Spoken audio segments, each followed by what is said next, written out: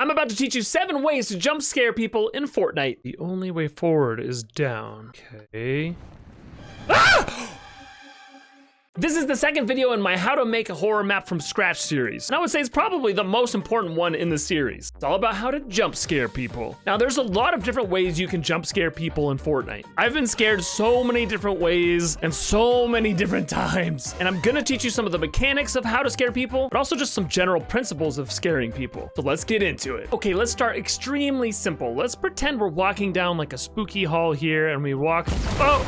There's an explosion, and that's a good way to jump scare someone. Now, I should say, I feel like that's a really cheap jump scare, but it has worked on me many times in maps before. This is by far the easiest of the jump scares to do. All you have to do is place an explosive device, and then in the settings, it's up to you what you want to do. So you can choose a blast radius. Mine was 5. Definitely make it so that it doesn't damage the player, so make that 0. You want to make it so it doesn't damage buildings, and then you can make them knock back as much as you want. And then the proximity range is important. So mine was probably a little low. I probably should have changed it to 1 tile. So what that means is that when I'm within 1 tile, it explodes. But if you wanted it to be closer, like if they needed to come up here and push a button or like read something so that it exploded when they're closer, that's up to you. And then that's basically it for the settings. It's really simple. It's all just proximity based. And then really the key to these kinds of jump scares is where are you placing them? Loud noises are a great way to scare people. For me, when I'm scaring like a friend or something, it's about saying rah just at the right time. So if you want to use this kind of a jump scare, I would wait till someone is feeling comfortable. Like something's not really going to happen here. Ha!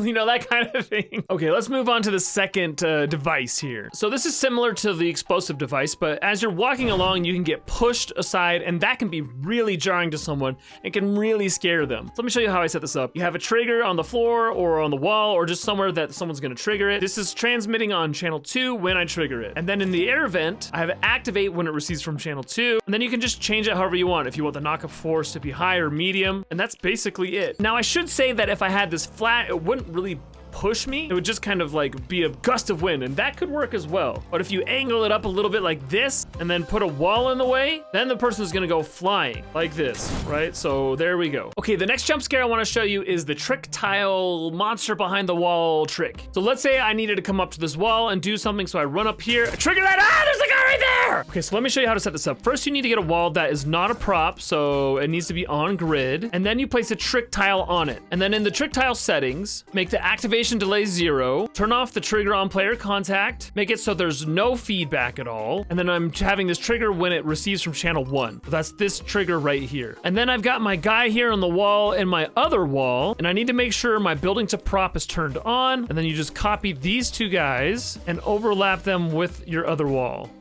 Okay, there we go. Now you could add a sound to that to make it a little bit more jump scary, but yeah, that's a really fun trick you can use in your horror maps. Okay, next we're gonna do the surprise zombies. So you're running along, mind your own business, there's zombies right there, and then they're gone. I really like this one because it can just happen in the middle of the hallway or a room that you weren't expecting. I have 2 triggers here that are working on this one, and I've placed these so that the zombies will appear right when I get to this point, if I'm like running normally. And that'll take some trial and error for you to figure out, but all you need to do is get a creature placer, and then you can choose the creature you want. I chose Red Fiend, and the most important setting here is to make sure it activates never, and then add here spawning when receiving from channel 11, and then despawn when receiving from channel 12. So that's my channel 11, and that's my channel 12. And then you can place as many of these guys as you want. I just placed 3, but we can place more, right? And then I did add the creature manager just to make it so that they can't damage the player just in case. And that's basically it. It's a really effective jump scare, and works really fun in horror maps. Next is a jump scare I haven't seen too much in Fortnite maps. It's a really simple concept, but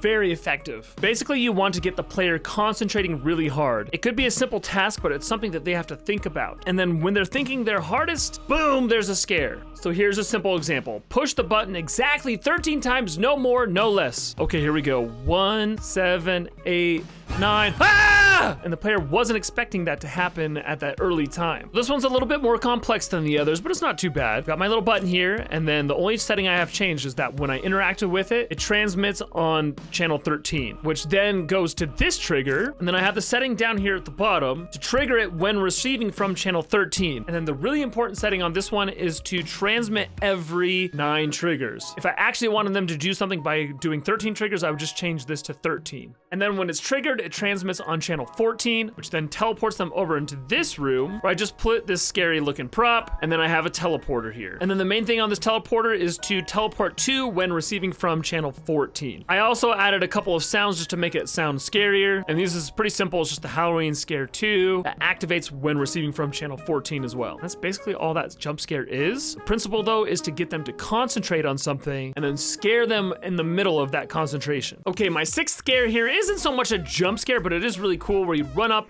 and then you're in a room where they're moving closer and closer and closer to you. It's very much like a cinematic sequence type thing. I've had a number of you guys ask me how to do something like this, and I'm gonna show you right now. So the key to this is that you have identical rooms where the prop is moving. So you'll see here, this is the first hallway. I come up here and then I get warped up to this one right above and up above and up above. So you're at the very top where the guy is right here. You can see here from a distance, he's getting closer and closer and closer and closer. But you as a player are just teleporting up 1, 1, 1, 1 sequentially. So you come up here and you trigger channel 3 and you see the guy, and that instantly teleports you up here, this teleporter. And then as soon as you come through this teleporter, you're triggering another trigger, but this trigger has a little delay on it. So if you come down here, you change your delay to 1 second so that it's not like instantly going through it. You have a second to see the guy getting closer and closer. But this trigger then transmits on channel 4, which then comes up to this teleporter to teleport to when you receive from channel 4. And then the cycle continues with the 1 second delays until you get to the very top. And that's basically it. I did add some sounds too that are triggered every time they step on the trigger on that level. And you can make this more complex with like a really cool custom monster. I'm just using the Mega Mall guy here because it's easy for the video. And KK and I are gonna have a really cool sequence like this in our map. In fact, we'll probably be using all of these jump scare tactics at different points in the map. The final scare tactic is the one that I showed at the beginning,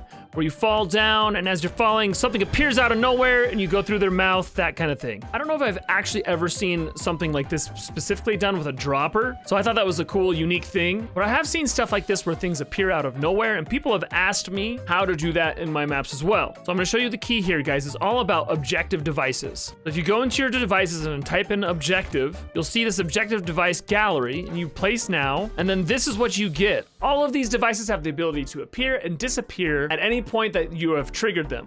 Now, there's not a lot of variety here, so you're gonna have to get creative with your builds. And I just built a simple smiley face guy here with the beds and the tomatoes. If you look at it from the bottom, it's just the eyes are just the tomatoes upside down. Now, the key to making this easy is to just place one objective device and then change the settings, and then just copy and paste the one that you've already changed the settings for. Let me show you the settings that you're gonna need to change. So one thing you're gonna wanna change is to hide the health bar to always, so that it's always hidden. You wanna make sure you can't see it in the HUD. You wanna make sure all the messages are turned off, and then you wanna make sure the visibility during games is turned to off initially, at least for this specific thing. I turned the audio and visual effects off, and then right here I say turn on visibility when receiving from channel 10. You can also turn off the visibility if you want, but I didn't need that for this specific setup. And then I just copied and pasted that over there, and then I changed the settings on the beds for the same thing, and then I just made this little teeny dropper here so that when people pass through these triggers here, it triggers on channel 10, and then there's a little sound effect that plays and this appears and you fall through it, and it's kind of scary.